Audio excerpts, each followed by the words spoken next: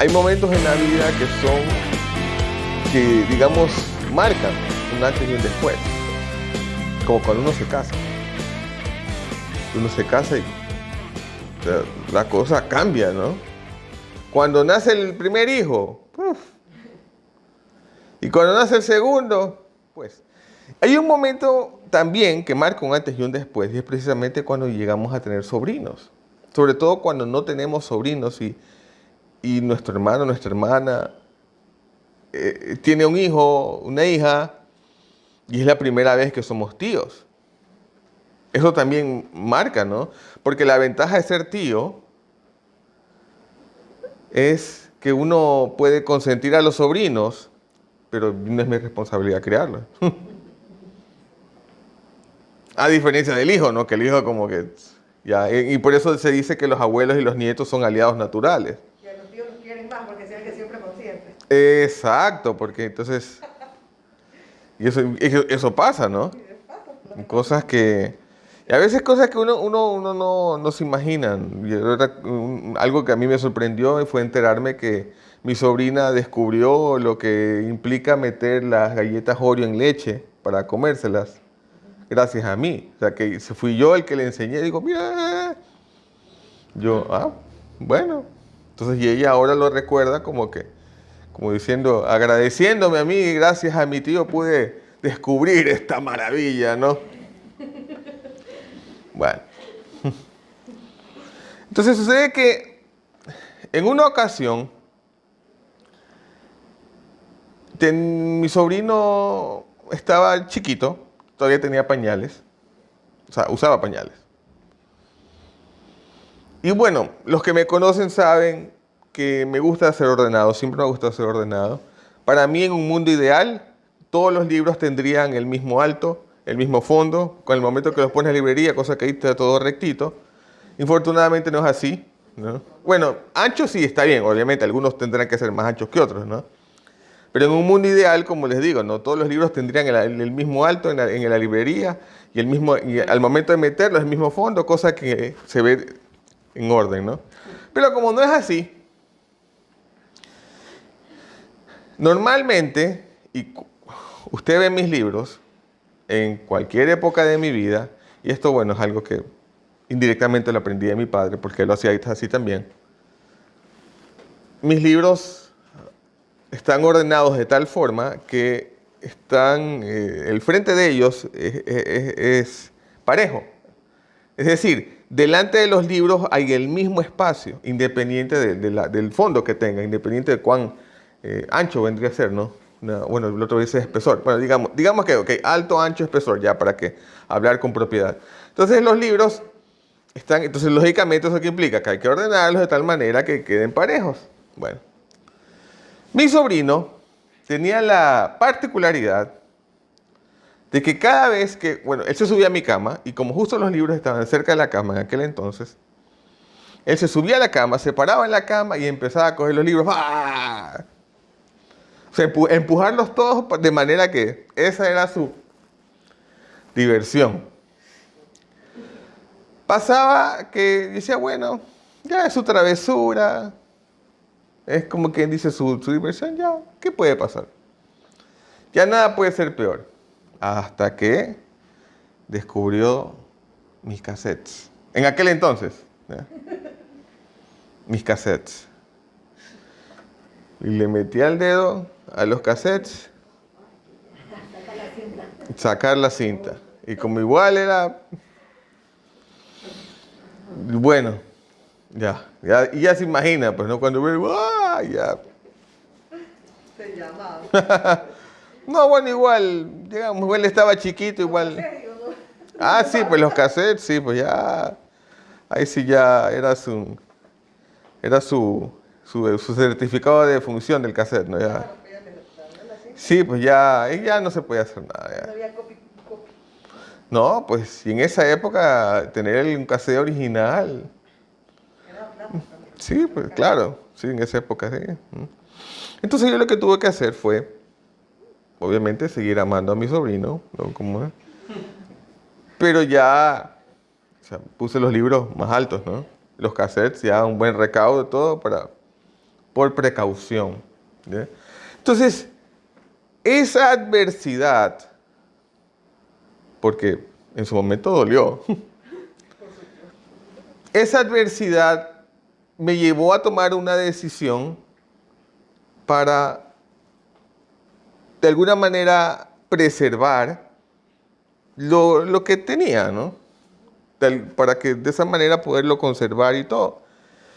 Porque como les dije la semana pasada, si el proceso no apunta al equilibrio, entonces apunta al retroceso. En todo. O sea, el proceso en la vida, un proceso en el que uno busque mejorar, ser una mejor persona, ser un mejor trabajador, mejor esposo, todo, tiene que apuntar a que su vida lleve un equilibrio. En el sentido de que lo que usted hace, lo hace porque de corazón lo quiere hacer y no es porque está obligado a hacerlo. Entonces, para que lleve un equilibrio, tanto entre mis acciones, mis decisiones y lo que hay en mi corazón. Si el proceso no apunta al equilibrio, entonces apunta al retroceso, porque voy para atrás. En lugar de estar mejor, estoy peor. Y es interesante ver cómo en ocasiones la adversidad produce en nuestras vidas efectos positivos. Un clarísimo ejemplo es lo que pasó en septiembre de 1882, más o menos. En época en la que los franceses empezaron a construir el Canal de Panamá. En una época que, o sea, técnicamente hablando, tal vez en el día de hoy las cosas sean diferentes, pero en aquel entonces era más fácil hacer un canal que cruce, ¿no?, América Central por Nicaragua que por Panamá. En términos de, digamos, de ingenierías y todo eso, ¿no? No me pregunten los detalles en este momento porque no me acuerdo de los detalles, pero sé que en aquel entonces, por cuestiones políticas y de diferentes tipos, recordemos que en aquel entonces Panamá era parte de Colombia, y por cuestiones políticas y todo, no, por Panamá. Vamos por Panamá. Y así fue. Entonces los franceses empezaron a construir. Y es lógico que hubo mucha mano de obra importada, no mano de obra local. ¿Y qué es lo que sucede cuando justamente les toca trabajar en una zona tropical? Imagínense. Zona tropical, alguien que viene del hemisferio norte. Exactamente. Se dice que en proporción del número de muertes, el animal más mortífero de la historia es precisamente el mosquito. Es significante ahí que de repente madrugada te están dando por la oreja. En proporción al número de muertes. Y de hecho, ¿qué pasó cuando empezaron a construir los hospitales o los campamentos para poder tratar a los trabajadores? Que como hicieron cultivos alrededor del hospital, y para evitar que las hormigas se comieran los cultivos, pusieron canales alrededor. Y a su vez también para evitar que los insectos se subieran a las camas, ponían recipientes con agua en las patas de las camas. Y como sabemos de sobra, cualquier persona que vive en Guayaquil, un reservorio de agua, limpia sobre todo, ¿qué es? Claro, entonces en ese caso la medicina llegó a ser peor que la enfermedad. Y hubo miles de muertos por malaria, por fiebre amarilla, porque todavía no asociaban que la enfermedad viniera del mosquito. De hecho, por eso le pusieron malaria, porque pensaba que la malaria venía por el aire, con el mal aire, ¿no? Y sucede que cuando en los descubrimientos se dan cuenta, no, esto viene de los mosquitos, y cuando empezaron ya a usar mallas para que al momento de las personas, para que vayan a dormir y todo, oh sorpresa, el índice de mortalidad bajó un montón. Y este solo es un ejemplo de ver cómo muchas veces las medicinas, como las conocemos en el día de hoy, han surgido producto de la adversidad. Y dentro de este tipo de, hablemos de adversidades, el pueblo de Israel no se queda atrás. La ciudad de Jerusalén ha pasado de mano en mano y ha sido conquistada apenas 26 veces. Sucede que Jesús viene en una época en la que el pueblo de Israel pensaba que, bueno, ya no podemos estar peor. Entonces la Biblia nos cuenta algo que es hasta cierto punto triste en Juan 1:11. Él vino a su pueblo, pero ellos no lo aceptaron. Él creció como judío, él asistía a la sinagoga, conoció todos los rigores acerca de la vida judía. Dicen que él vino a su pueblo, pero ellos no lo aceptaron. Miren qué triste sería que uno se va de viaje, regresa a su casa y que la familia no lo quiera recibir. No, yo te conozco. No sale aquí. Y así pasó con Jesús. Por eso también se nos dice que Jesús sabe lo que es haber sido rechazado. Él sabe lo que es haber sido inmigrante, porque así pasó con su vida. El asunto es que en ocasiones nos sucede a nosotros que cuando estamos mal, nos consolamos pensando, bueno, pudo haber sido peor. Pero ¿qué pasa cuando viene lo peor?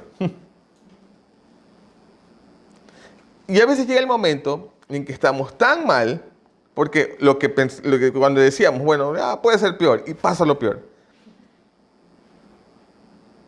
Pero cuando ya estamos tan mal, tocando fondo, ¿qué es lo que nos dice? Bueno, ya ahora no me queda otra que estar mejor. ¿Se dan cuenta cómo nuestra perspectiva cambia? O sea, ¿por qué no me pongo a pensar que estoy dentro del proceso y más bien es pedirle sabiduría a Dios para que me lleve a través del proceso en lugar de buscar evitar pasar por el proceso y tratar de consolarme como diciendo puedo estar peor, cuando saber que al final del proceso voy a estar mejor? Tal vez no quiero decir con esto que el proceso en sí sea algo bueno, porque a veces los procesos son procesos dolorosos, pero al final del camino, ese proceso va a hacer que yo sea diferente, aunque sea un proceso doloroso. Va a hacer que yo sea diferente. Tal vez las circunstancias no estén mejores, pero yo sí voy a ver las cosas de forma diferente. Como dicen algunos, no es que cuando pasa el tiempo los problemas se hacen más pequeños, tú te haces más grande y por eso los ves más pequeños. Entonces sucede que, y hablando de lo que es Navidad, ¿no? Conocemos que Navidad, y aunque algunos ya se ponen exquisitos, no, Navidad no está en la Biblia. Así es. No, pero Jesús nació en diciembre. Científicamente hablando es muy probable. Pero aquí viene la pregunta. ¿Y? O sea, si usted se me va a poner exquisito con decir, no, que la Navidad no está en la Biblia. Entonces, ¿sabe qué? No reciba su décimo.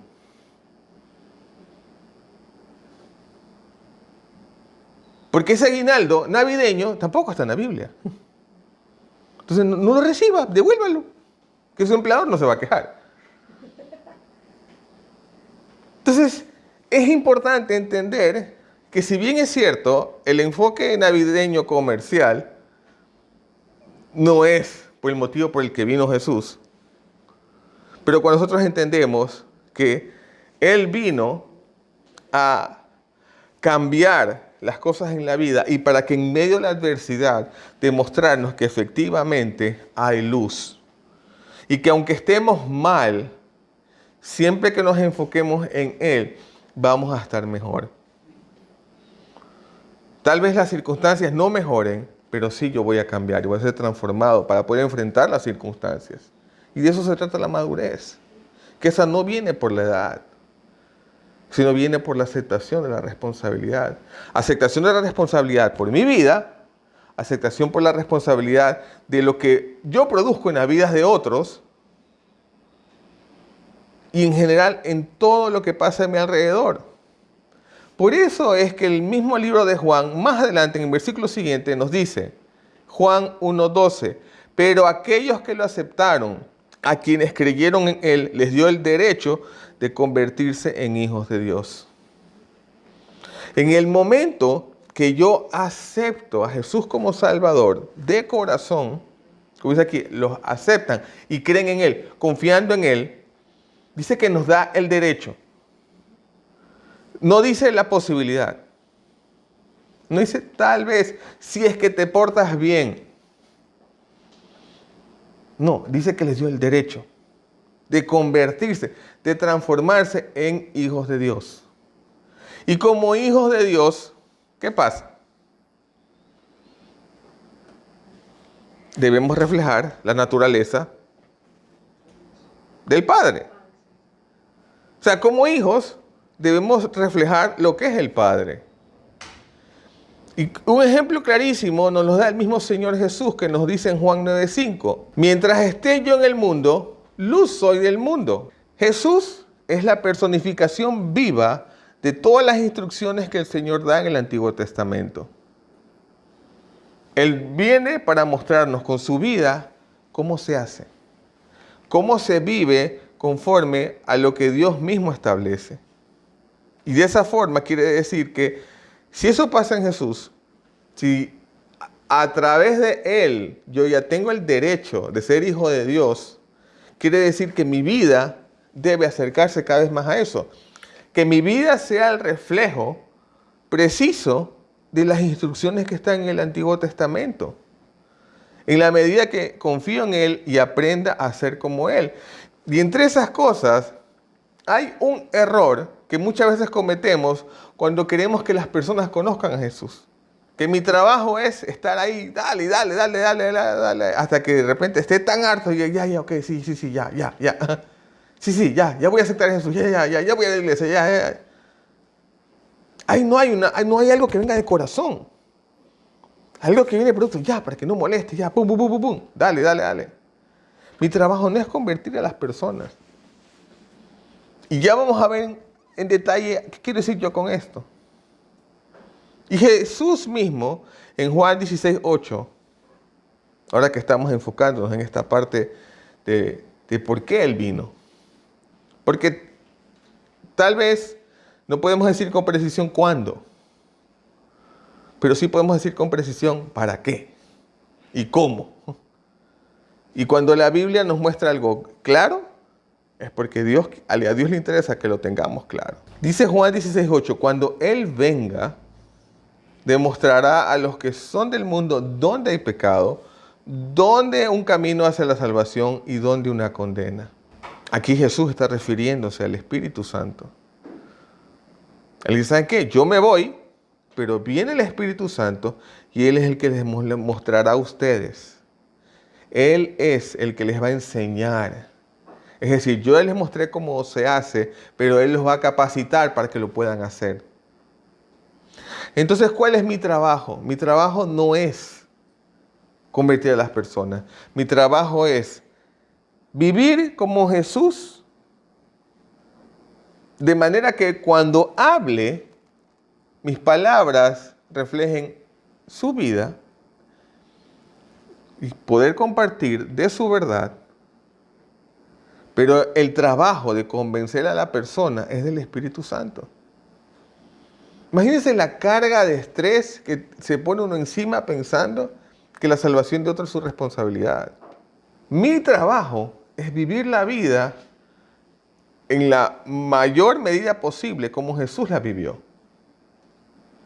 Y de ahí, producto de eso, el resto es trabajo del Espíritu Santo. Por eso es que uno de los distintivos de la viña para nuestras reuniones es ven Espíritu Santo. Y ese es nuestro anhelo cada vez que nos reunimos. Ven Espíritu Santo, transfórmanos, llénanos. Como dice aquí, Él les mostrará. Y hubo algo que vi dentro del sitio de Software Redil que me pareció muy interesante y que quiero compartirlo con ustedes hoy. El primero es ese, que dice que la Biblia no es la luz del mundo, es la luz de la iglesia. A veces pensamos que porque les damos versículos a las personas, ya eso los va a transformar. Pero tal como vemos ahí en el gráfico, vemos tanto una imagen como comúnmente conocemos de Jesús, y vemos un libro abierto, que obviamente asumimos que es la Biblia, porque está tanto la Biblia como el texto, como Él mismo, como la Biblia personificada, dando luz a la iglesia. Ese es mi trabajo, que precisamente puede recibir la luz y de ahí de esa manera vemos lo que nos dice Juan 16:13. Cuando venga el Espíritu de la verdad, los guiará para que puedan entender la verdad completa. No hablará por su propia cuenta, sino que dirá únicamente lo que ha oído y les anunciará las cosas que han de suceder. Cuando hablamos de entender la verdad completa, entendemos que mis acciones tienen consecuencias. Que la manera como yo actúo va a impactar en la vida de otras personas, de manera positiva o de manera negativa, pero algo pasa. Es decir, mi vida puede ser que anime a otras personas, mi vida puede ser que inspire a otras personas, o tal vez lo entristezca a otras personas, tal vez los aburra, pero de que algo pasa, algo pasa. Y por eso dice aquí, entender la verdad completa. Que mis acciones tienen consecuencias, aunque por muy insignificantes que yo piense que son. Porque mis acciones tienen mucho más peso que mis palabras. Porque el cambio no es cambio hasta que se cambia. Porque uno dice, sí, ya voy a cambiar, sí, ya voy a cambiar. Y lo mismo, una y otra vez, el cambio no es cambio hasta que se cambia. Entonces vimos hace un momento que la Biblia no es la luz del mundo, sino es la luz de la iglesia. Y si vemos en el siguiente gráfico, explica el por qué. Porque el mundo no lee la Biblia, el mundo lee cristianos. El mundo ve a las personas. Mis acciones tienen mucho más peso que mis palabras. Y si vemos lo que nos dice Mateo 5:14, ustedes son la luz del mundo. Una ciudad en lo alto de la colina no puede esconderse. ¿Qué impacto está teniendo mi vida sobre la vida de otros? ¿Ven acaso en mí un espíritu de optimismo? Como vemos aquí, ¿no? En este gráfico. Tú eres la luz del mundo. Y ahí vemos cómo es la iglesia la que le da la luz al mundo. Porque es justamente la iglesia la llamada a dar luz al mundo. ¿Acaso cuando hablo con otras personas ven en mí una actitud de optimismo hacia la vida? ¿O más bien una actitud de derrota? Una actitud de, o tal vez actitud de egoísmo. Porque si yo hablo con alguien y solo le hablo de mí, le cuento solo de mis problemas, le hablo solo de lo mal que estoy pasando, le hablo solo de mis deudas, o le hablo solo de que, que sí, que me pasa esto, pasa otro, que el reuma. ¿Cuándo fue que hablamos del reuma? Creo que fue también la reunión pasada, ¿no? Cuando era así. ¿Y qué pasa? Una persona dice, pero si esa persona se dice que es seguidora de Jesús y está así, ¿yo por qué me voy a animar a seguirlo? Y de repente uno escucha mensajes como este y dice, no, esto no es para mí, esto es para otros con ese problema. Y empezando por ahí, eso denota que hay orgullo en su corazón. La pregunta crucial es, ¿qué pasa con las personas? ¿Cómo se quedan las personas después de pasar tiempo conmigo? ¿Aporto para sus vidas? ¿O me paso obrando por la herida? Imagínense si yo pasara cada vez que me ven hablando de lo mismo, que ya pasó hace más de 20 años. Ay, que sí, imagínate que mi sobrino cogió el cassette ya. Hablando por la herida. Obrando por la herida. Cuando obramos por la herida, justamente buscamos proteger. Y en muchos casos, no buscamos sanar. Y obramos por la herida. Todos tenemos heridas en algún momento. Todos recibimos en algún momento heridas emocionales, espirituales, sexuales. En algún momento nos puede pasar. Y son cosas que hay que sanar. Y eso es algo que pasa mucho, especialmente en los más jóvenes en este día, en nuestros días. Que como han sido heridos emocionalmente, en algunos casos hasta sexualmente, obviamente tienen miedo de involucrarse en una relación sana o duradera. Entonces lo ocasional, lo que se da así sin mayor compromiso, es más seguro.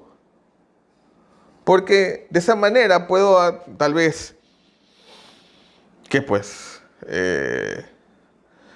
consumar mis anhelos de tal vez de compañía o tal vez mis deseos sexuales o cosas como esas.